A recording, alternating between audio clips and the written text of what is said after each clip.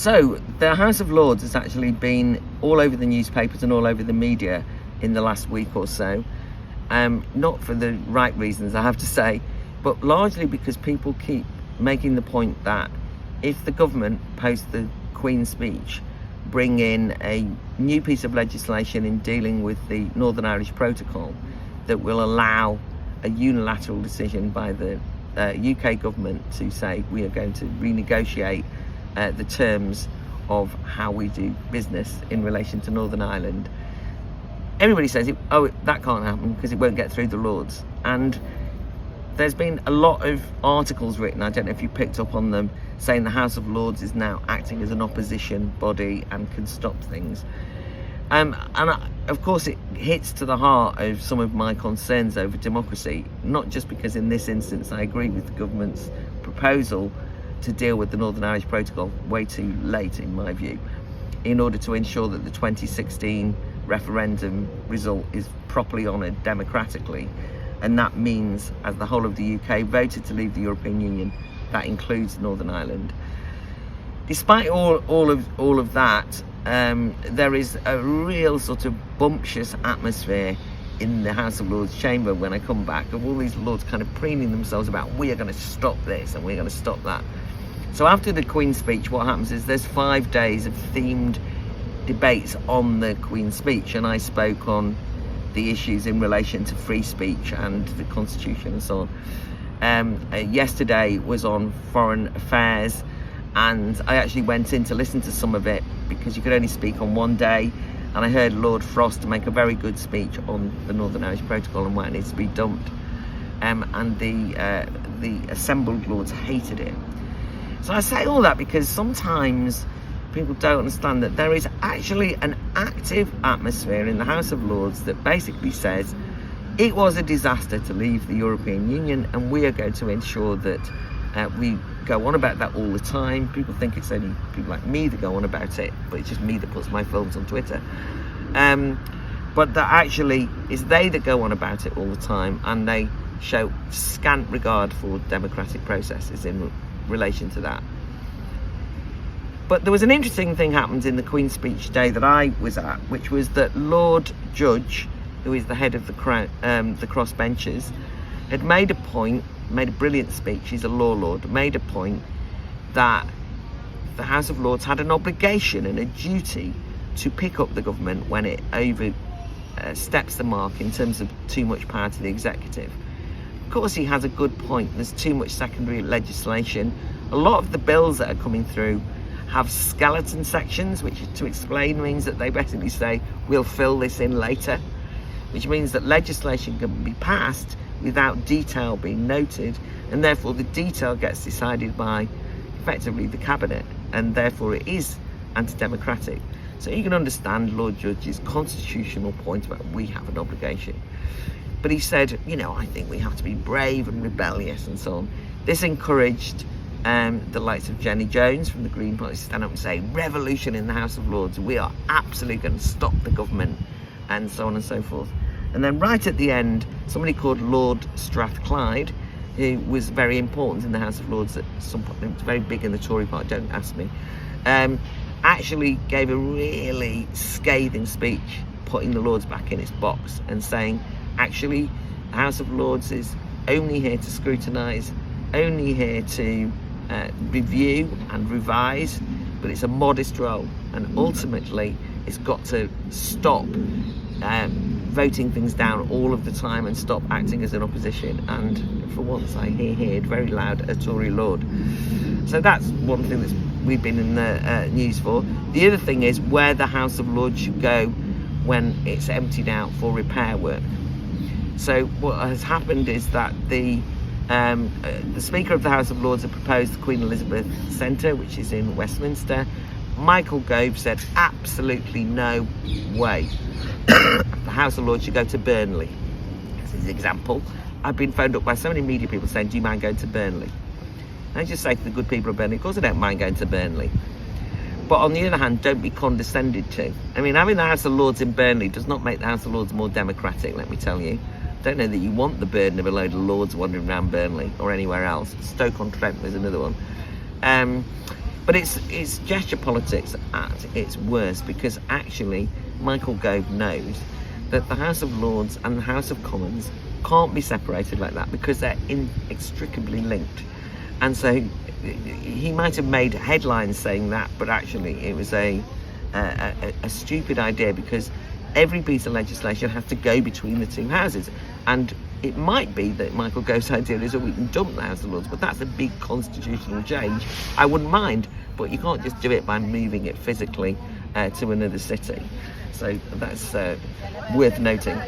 The summer is here, as you might have noticed, so I've been to a number of drinks receptions on the terrace, where I've mingled with MPs, and I go and have my cigarette round on the Commons terrace. I keep seeing people who I'm basically still at the stage where I'm going, oh, it's so-and-so off the telly, because I don't really know them.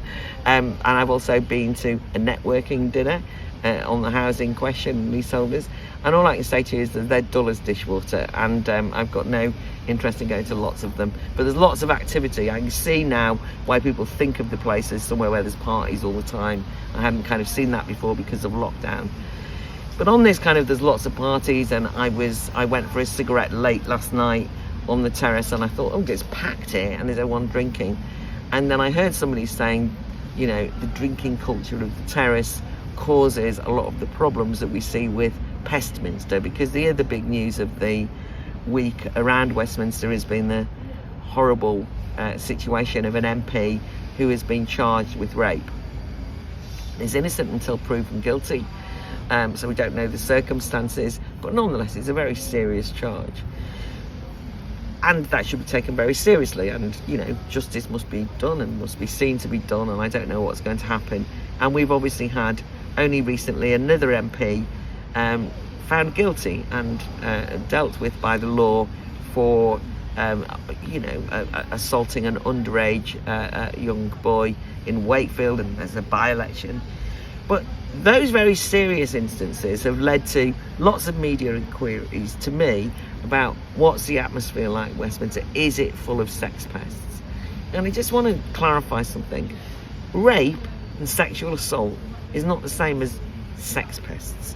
And the reason I say that is because sex pests, when I kind of started reading around what people were saying the atmosphere on Westminster was, unwanted attention by male parliamentarians to younger members of staff, usually female, not always, a drinking culture, a laddish culture, and, flirtations, not just, uncouth jokes, kind of that kind of thing. And I just think that might be an unpleasant atmosphere. It's not, it's not one that dominates the Lords, as you can imagine, amongst elderly baronesses like me. But nonetheless, I think it's really wrong to conflate those two things. I think that when people are charged with a criminal offence, it doesn't mean that the place is rampantly full of rapists and sex molesters, which is the implication. And I think that we have to have a sense of proportion when dealing with that. The final thing this week is next week I'm going to be dealing with the schools bill, and in my second reading speech I made the point that there's too much legislation over too many things, and legislation is over top heavy. But I've just read the schools bill, which is actually quite a slim bill, and even I think there's nothing in this bill. I don't know why you've got it at all, but the bill is all about clamping down on truancy, and that's its main focus as far as I can see. And so I'm actually going to say, God, you could have done so much more with this bill. There's loads of things going on in schools. Actually, some things need legislating on, and the truancy question and the non-attendance question isn't necessarily one of them.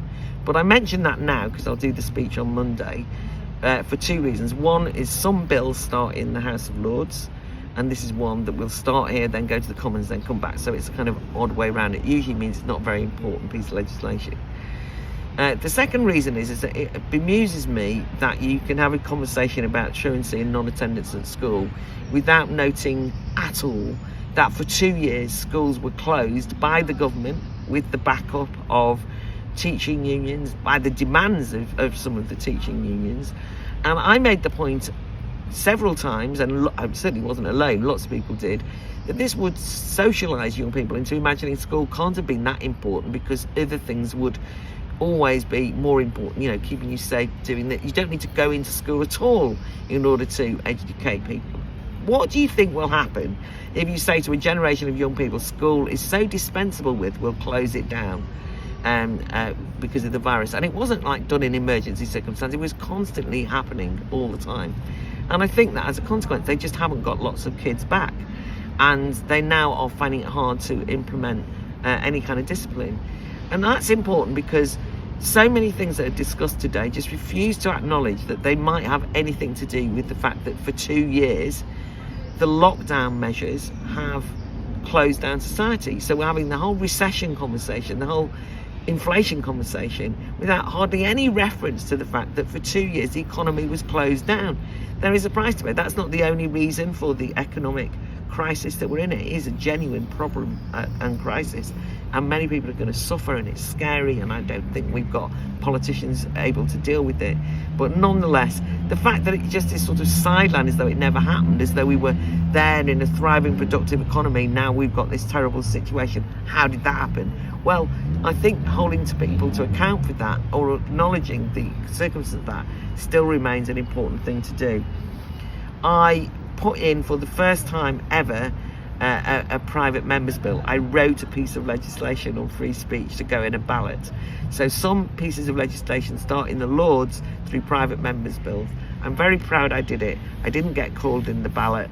Only 25 people were balloted. Jenny Jones from the Greens came number 1 and has got a clean air bill, which obviously I won't support, but you know, there we go. It's the luck of the draw. She's been trying for years. I'm going to keep putting in my small, modest private members bill on making room for more speech and less attacks on free speech, until eventually, it maybe take me years, I'll get it taken. So I'm properly becoming a legislator now, and I'll keep you informed.